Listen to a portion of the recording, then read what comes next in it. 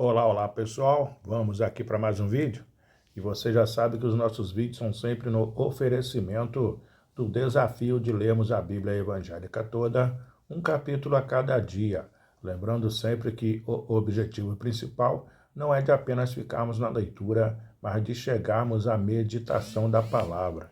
E o capítulo de hoje se encontra no livro de Neemias, capítulo de número 13, que diz assim: os estrangeiros separados de Israel. Naquele dia se leu para o povo no livro de Moisés. Achou-se escrito que os amonitas e os moabitas não entrassem jamais na congregação de Deus, porquanto não tinham saído ao encontro dos filhos de Israel com pão e água. Antes assalariaram contra eles Balaão para os amaldiçoar. Mas o nosso Deus converteu a maldição em bênção. Ouvindo eles, o povo, esta lei, apartaram de Israel todo o elemento misto. Tobias, expulso do templo, Tobias, expulso do templo. Ora, antes disto, Eliasibe, sacerdote, encarregado da câmara da casa do nosso Deus, se tinha aparentado com Tobias, e fizera para este uma câmara grande, onde dantes se depositavam as ofertas de manjares, incenso, os utensílios e os dízimos dos cereais, do vinho e do azeite, que se ordenara para os levitas, cantores e porteiros, como também contribuições para os sacerdotes. Mas, quando isso aconteceu, não estive em Jerusalém, porque no 32º ano de Artaxerxes, rei da Babilônia, eu fora ter com ele.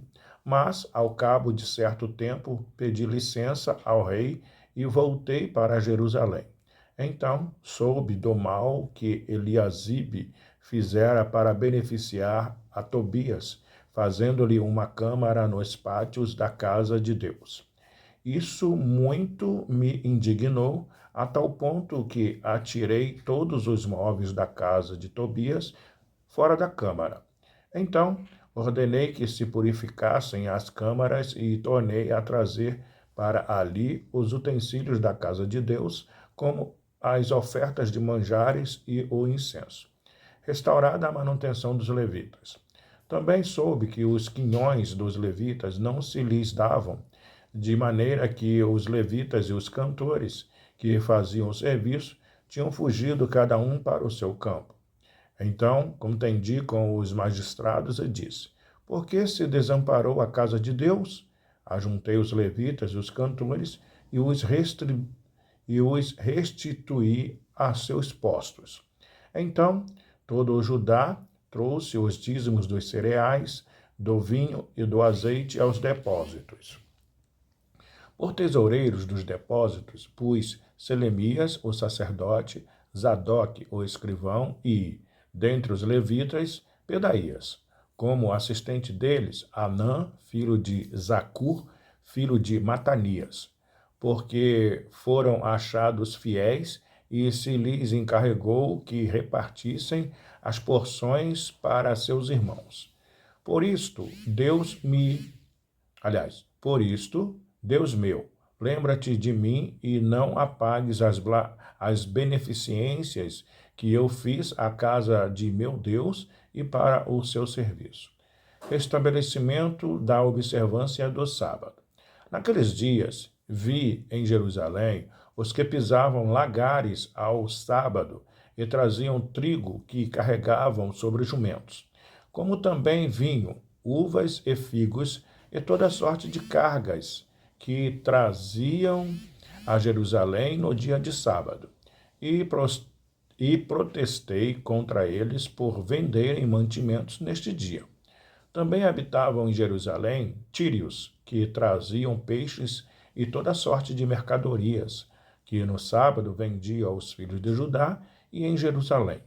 Contendi com os nobres de Judá e lhes disse: que mal é este que fazeis, profanando o dia do sábado? Acaso não fizeram vossos paz assim, e não trouxe o nosso Deus todo este mal sobre nós e sobre esta cidade? E vós ainda trazeis ira maior sobre Israel, profanando o sábado. Dando já sombra às portas de Jerusalém antes do sábado, ordenei que se fechassem, e determinei que não se abrissem, senão após o sábado. Às portas coloquei alguns dos meus moços, para que nenhuma carga entrasse no dia de sábado.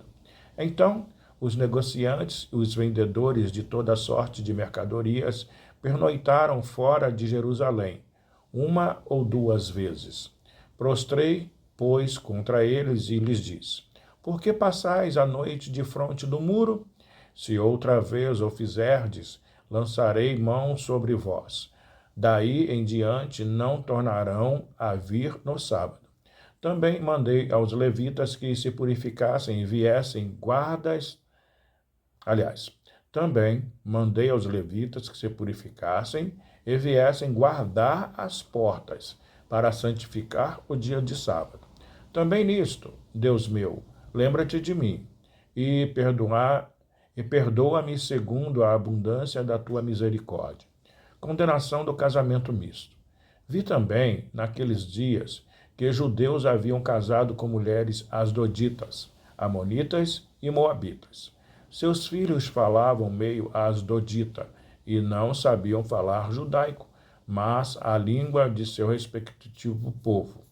Contendi com eles e os amaldiçoei e espanquei alguns deles e lhes arranquei os cabelos e os conjurei por Deus, dizendo: Não dareis mais vossas filhas a seus filhos e não tomareis mais suas filhas, nem para vossos filhos, nem para vós mesmos.